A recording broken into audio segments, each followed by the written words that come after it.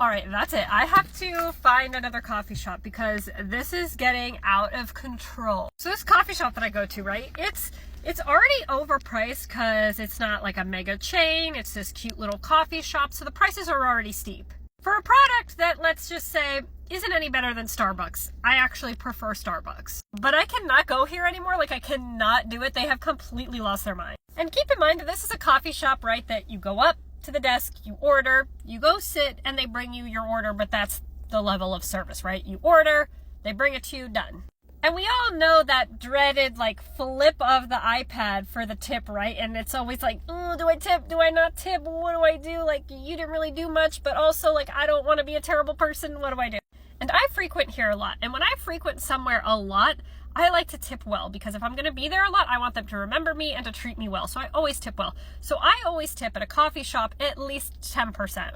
And that's just my personal preference. It's what I do. So I always tip 10%. And you know, again, it's for mediocre coffee, or in my instance, mediocre matcha. And so I went in there today and they did the little swivel with the iPad for the tip. And I was like in shock. I was like, wait, what's going on here? The tip options were 2%, 3%, or 5%. And I was like, oh, like, they must be getting a bunch of shit for like asking for tips, right? So I was like, oh, did you change your tipping policy? Like, I don't see an option for at least 10%. And I like to give 10%. And he goes, no. We changed that because that's an addition to what we're now doing. And I was like, in addition? He's like, yeah. And then he pointed to a little sign that was next to the register that said, like, attention all customers, there will be an automatic 15% charge to everybody that dines in. An automatic 15% gratuity. And so that little iPad swivel was for an additional 2, 3, or 5% if I want to add on to my already 15%.